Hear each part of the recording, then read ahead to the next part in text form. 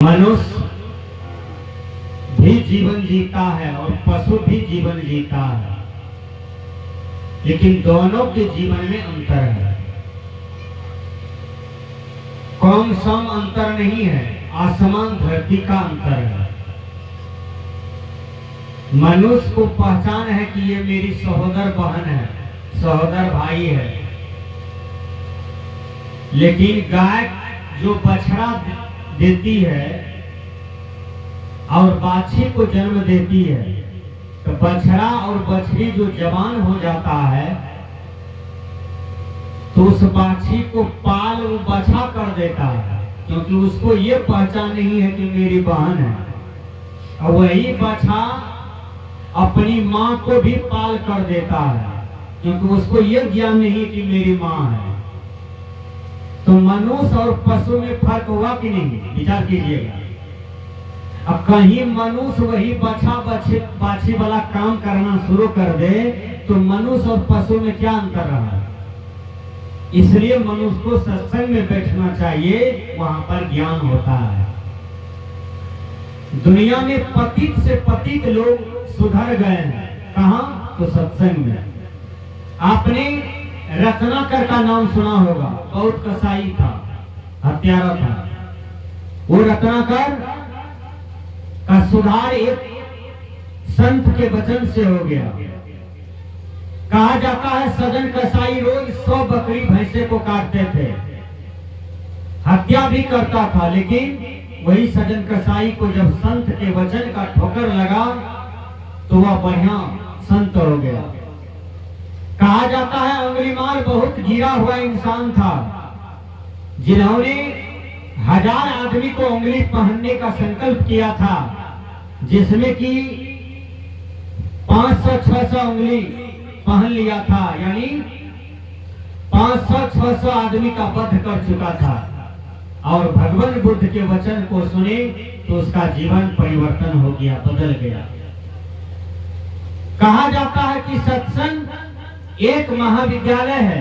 इस महाविद्यालय में जिसकी पढ़ाई होती है उसका जीवन महान हो जाता है, उसका भविष्य बन जाता है, उसका जीवन ऊपर उठ जाता है। इस महाविद्यालय में बाबा मिही की पढ़ाई हुई, बाबा देवी साहब की पढ़ाई हुई, सूर साहब का पढ़ाई हुआ, तुलसी साहब का पढ़ाई हुआ, राम कबीर बुद्ध कृष्ण का पढ़ाई हुआ। इसी महाविद्यालय में युधिष्ठिर जी महाराज पढ़ने के लिए जाता है और गुरु जी उसको टास्क दिए, कहा बेटा सर्वदा सत्यम वदा। ये टास्क रहा, इसको तुम याद करके कल सुना देना। युधिष्ठिर को 8 दिन लग गया, सर्वदा सत्यम वदा याद नहीं हुआ, 3 बार याद नहीं हुआ युधिष्ठिर जी को। 8 दिन तक गुरुजी से करची खाया, डंडा खाया, मार खाया।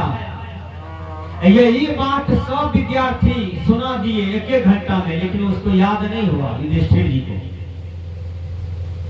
9वां दिन युधिष्ठिर जी महाराज गए और अपने गुरुजी को टास्क सुनाया, कहा बेटा 8 दिन से तुम करची खा रहा था, मार खा रहा था, याद क्यों नहीं हुआ? तुमसे भूसगोल विद्यार्थी भी सुना दिए टास्क को, तो क्यों नहीं सुनाया?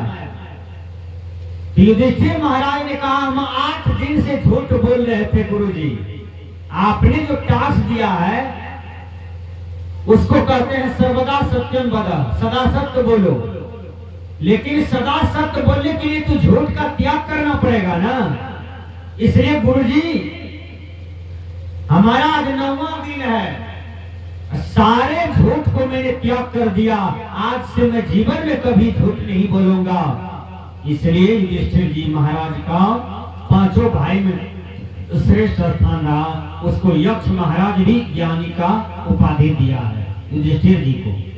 कृष्ण भगवान भी कहते हैं युधिष्ठिर महाराज सत्य पुरुष हैं, याद रखिएगा। आजकल आदमी को देखिए फिर बात में झूठ बोलते हैं, भाई से झूठ बोलते हैं, माँ बाप से झूठ बोलते हैं, पड़ोसी से झूठ बोलते हैं, पंचायत बैठा है, पंच भगवान के कपार पर हाथ दे करके झूठ बोलता है। इतना ही पतित मानव हो गया है, इतना गिर गया है। पंच भगवान के पास भी झूठ बोलते हैं। याद कर लीजिए, झूठ बोलने वाला आदमी को गुरुवर कबीर लबड़ा कहते हैं। क्या कहते हैं? लबड़ा। आप लोग समाज में देखिएगा, लुच्चा को लबड़ा को, लुच्चा का माघ मरनी महीना होता है, लुच्चा का मरनी माघ महीना होता है, क्योंकि लुच्चा माघ में तो ठंडी रहता है। लुचवा को ये ज्ञान नहीं है कि हमको कौन कपड़ा दे में है कि नहीं है। लुचपनी करने के लिए ठंडिये में दौड़ता है, ठंडी लगता है तो आधे रास्ता में मर जाता है, इसलिए लुच्चा के मरनी माघ में। याद कर लीजिए, संत कहते हैं कि जो झूठ बोलता है उसको लबड़ा कहा जाता है, चाहे वो साधु बोले कि नेता बोले कि देश के पंडित बोले कि मौलवी बोले कि काजी साहब बोले कि दुनिया की कोई भी लोग बोले, झूठ बोलने वाले को लबड़ा कहा जाता है। गुरुवर कबीर बीजक में कहते हैं, कहता सो करता नहीं, मुख का बड़ा लबाड़, आखिर धक्का खाएगा साहेब के दरबार। हम लंबे लंबे भजन गा दें, प्रवचन कर दें, लंबा लंबा भाषण दे दें, सत्य बोलो, लंबा लंबा सत्संग का डींग हाँक दें, लेकिन आचरण कहीं कुछ नहीं है, व्यवहार में कहीं कुछ नहीं है। तो संस्कृत के विद्वान कहते हैं, ज्ञानं भारः क्रिया बिना। ध्यान से सुनिए, ज्ञानं भारः क्रिया बिना। वह ज्ञान भार है किसके बिना? तो क्रिया के बिना। हम जमीन 10 एकड़ ले लें, कभी उपजेबे नहीं करें तो पॉलिथीन में चावल के खरीदेगा दुकान से? आप ही खरीदिएगा। 10 एकड़ जमीन है, परिश्रम कीजिए तो 50 कुंटल चावल आपके घर में रहेंगे ग्राम में, क्योंकि आपने परिश्रम किया है जमीन पर। अब परिश्रम नहीं कीजिएगा, जमीन है तो आघने में तो आप चावल खरीद के लाइएगा बनिया जी के दुकान से। परिश्रम तो आपके जीवन में है नहीं। एक जगह आचार्य नीस कहते हैं, पांव फूलों पे रखने से पहले तुमको कांटों पर चलना पड़ेगा। अरे देवता को मानने वालों, भगवान को मानने वालों, तनिक समझो भगवान और देवता में शक्ति कहाँ है, कितना है। आपका श्रम ही भगवान है, आपका श्रम ही देवता है। 2 लड़का था, एक का नाम सुधांशु, एक का नाम दीपांशु। दोनों मिलकर के पूर्णिया में रूम भाड़ा लिया, पढ़ने चला गया। सुधांशु 3 बजे सुबह में जगता है और मन लगा करके पढ़ता है। फिर खुला दतमन करके आकर के गुरु महाराज की फोटो को प्रणाम किया, बगल में टीचर था उसको प्रणाम किया, नित्य क्रिया से निवृत्त होकर के ट्यूशन चला गया, आया जलपान किया, उसके बाद पढ़ा लिखा, फिर चला गया ट्यूशन में। दिन रात परिश्रम करता है कि हमको थाना का बड़ा बाबू बन जाना है, परिश्रम कर रहा है। दीपांशु का माँ बाप 1 नंबर पूजगरी, दीपांशु भी पूजगरी, लेकिन परिश्रम नहीं किया। पूजा करना ठीक है, चाहे आप दोनों भी देवी देवता की पूजा करें, कोई भी मंदिर के देवी देवता का पूजा करें, सबको करना चाहिए, पूजा ठीक है, लेकिन परिश्रम भी करना होगा। अब देवी देवता को कहिए कि सोन है गढ़ा में, हे देवी माँ जौन कौन ने है छकंटा तो प्रिय शक्ति स्वयं हो सुखांग हो है, उस शहर गल जेते ओकरे में, लेकिन हेबे नहीं करते। इसलिए आपको अपना परिश्रम का भरोसा करना होगा। तो दीपांशु देवी के बल पर रह गया, देवता की शक्ति के बल पर रह गया है। देवी देवता हमारा खानदान पूजा किया है, हम भी कर रहे हैं, परीक्षा में तो पास करवाइए देगा। सुधांशु परिश्रम किया, अध्ययन किया, दीपांशु देवी भगवान के आशा में रह गया।